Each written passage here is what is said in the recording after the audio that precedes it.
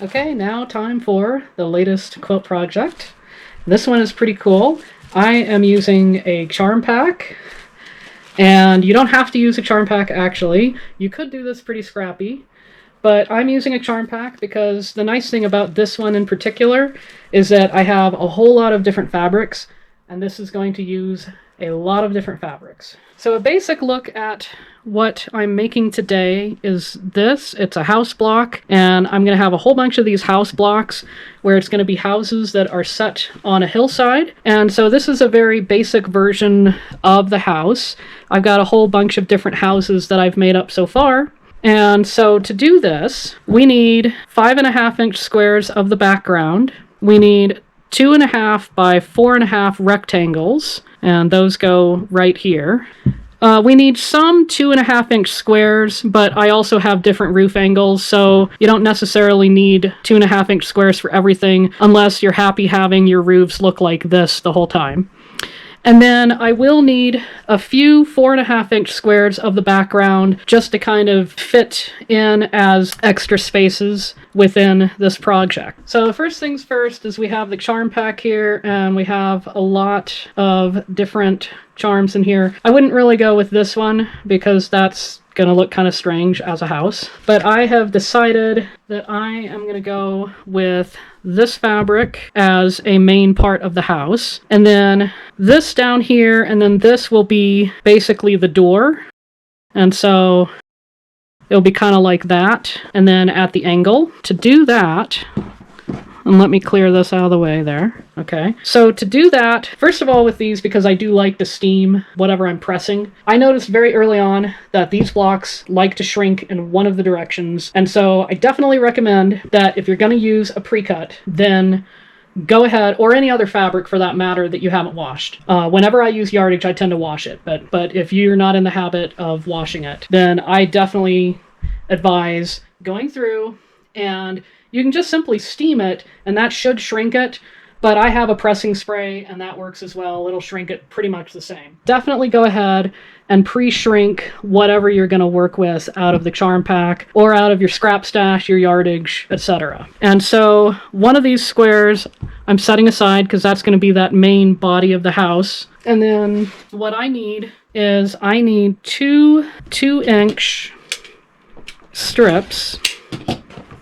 And so I'm going to take a 2-inch strip there, and then right there. Okay. And then I need one 2-inch strip off of this material. This is going to be my door. Okay.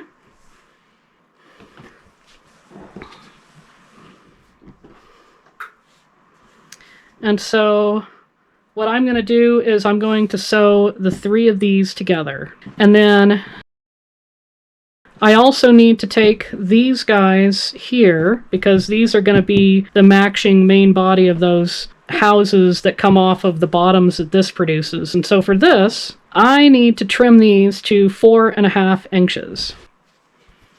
And so for that, I am just going to line that up.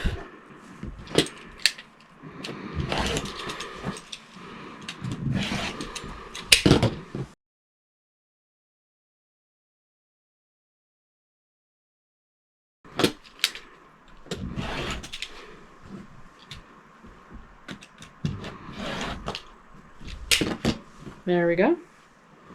All right, so these 2 are going to be ready to go. And then to go with the door pieces, I will need one of these 5.5-inch squares. And so I am going to go ahead and mark the center of this.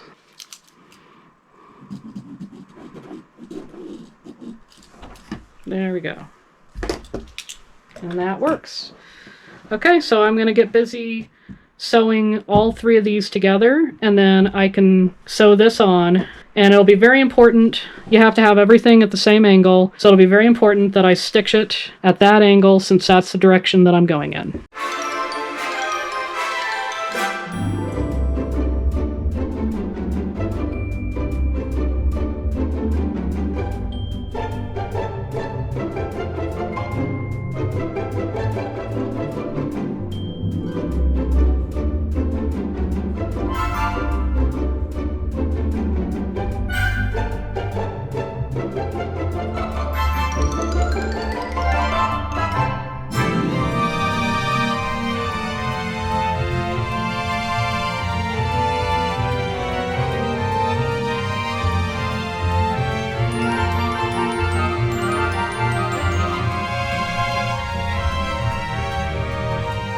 these are a couple of lower sections of, kind of doorways for a couple of different houses. And so one of these I could put on here, and that'll make it to where it's a house that's got all of the same kind of look to it. And then in this charm pack, there's only 2 of a particular print like this. Actually, most of the prints, there's only 1 of them, but on these big florals, there's like 2 each of them. And so if there was 3, I could actually have a couple of identical houses that both have that floral. But I think it's actually more interesting to have houses that look different from each other. So I have this kind of a stripe sort of a thing. Kind of reminds me of like a siding. I could put it this way, or I could put it this way, have a horizontal siding. And so either way, I think it would look really great.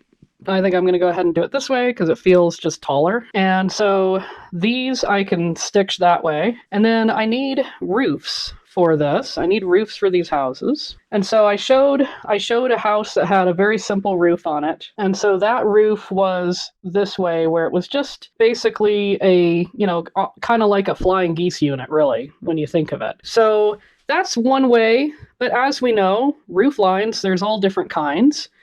And so I also have a roof line that is like this, and this is achieved with a 60-degree angle. With this, I can just simply take these 2.5-inch pieces, and then I can go ahead and basically snowball them. And so I'm going to do that for one of these. And then another thing with houses is frequently they have a chimney. And so in this one, I have a chimney, and this is a very easy sort of a thing to do. So let me show you how I do that. The way that I make a chimney is I would take one of these 2.5-inch squares, and then I would go ahead and pair that with a 1-inch wide piece that is also 2.5, so that's not as big, but a 1-inch wide. And what 1-inch wide will do is, because we're doing 1/4 of an inch, then it's going to end up not actually altering the overall size of that 2.5-inch square, so you'll still end up with a 2.5-inch square. And so that's pretty cool. That's a nifty kind of a trick that you can do. I think what I wanted to do was I wanted to go with something like this, because I think this looks really nice. I have a lot of different roof fabrics that I kind of pulled from my stash. And so like this right here is just a nice leftover from a jelly roll. These are strips that I cut to 2.5 inches wide to use in other projects. Like here you can see that this is actually the same as this chimney fabric right here. So, I mean, that's kind of a nice option. And I also have this. This is another spare 2.5-inch type of a strip. And so definitely for the roofs, I'm not using the charm stuff. I'm just going through my stash and I'm finding black tone on tone, or I'm finding like a dark gray tone on tone. So I'm basically just finding something that's going to work that way. So what I can do here is, I think it would actually look pretty cool if I had the roof more to the side that way. To do that, and this is a way that you can kind of audition it just to make sure that it's going to work. So if I flip it up this way, then I know that that is actually going to be right there. And then similarly, I could see what it looks like if it's going to be closer to that apex of the roof. So it would be kind of like right there. So I'm going to go ahead and keep it right there. And then I want to draw my line right over this way.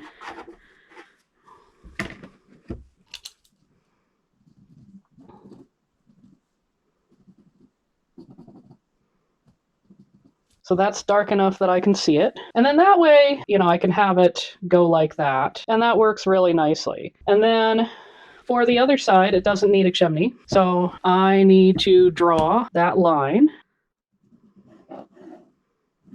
Okay. And so I will have to sew these separately because there's an overlap that's happening there. So you can't actually sew them at the same time. So I have to sew it and then peel it back and trim it and get it all pressed, and then I can sew this bit.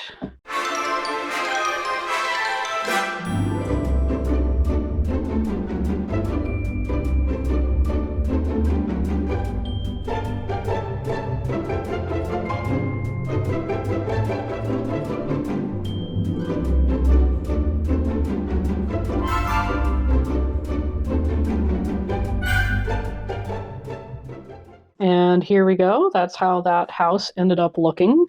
But what if we wanted to do something with a little bit more of a different kind of a roof to it? So I have this little short roof here, and then I want to have a chimney on this one, and that would look pretty cool. So I'm going to go ahead and I'm going to put that on like that. So just like I did with that one, what I will do with that is I need this to end up being 2.5 inches. So that means that basically unfinished, it needs to equal 3 inches. So if I look at it that way, then 1 3/4 means that I'm going to add a 1 1/4 piece of the background fabric. And then that, so 1 1/4 by 4.5. So that's just a way that I can use up a scrap that looks pretty cool for a roof piece, but isn't the 2.5 inches. You know, maybe you have scraps that are 2 inches, or like in this case, I had 1 3/4. Here it is, that kind of smaller roof type of a thing, and that's going to be the roof that goes on a 1-story bungalow. And so the bungalow is going to have a little bit of a different construction because it is not going to be on an angled hill.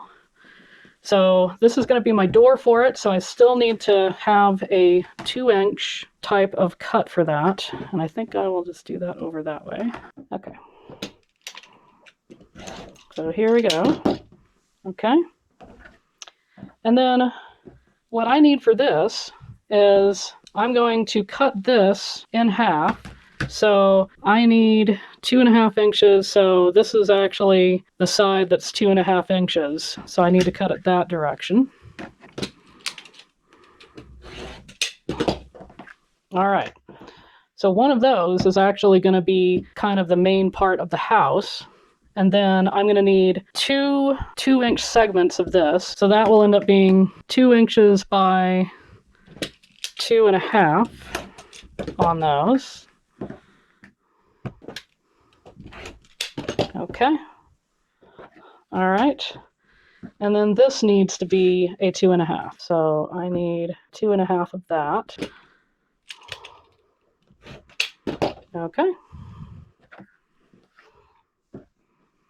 And so I can put these guys together.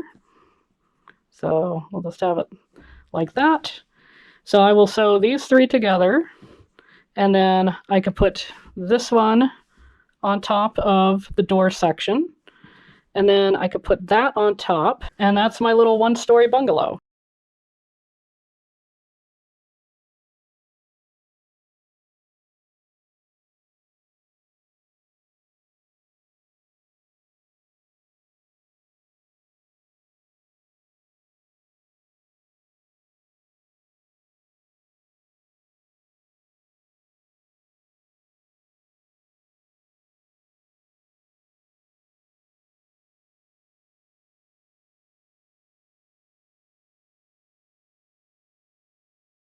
And here it is. Here is the quilt top. I'm going to quilt this one later because this one, I really like this one a lot, and I think I might actually eventually have this in a couple of quilt shows someday. And so originally I had this as just the 4 right here, but when I got to that point, I felt kind of sad because I was really enjoying making these roofs, and I also had a whole bunch of these charm squares left. And so it was a great opportunity for me to just go ahead and expand this out. So I went ahead and put an extra 3 rows onto here. This is a fabric that isn't in the charm pack, but it looks pretty cool. And I just wanted to play around with some different roof styles. And so I think this turned out really well. And I hope this inspires you to take a look at the charm packs you have, and maybe you want to make a project like this as well. Thanks for watching.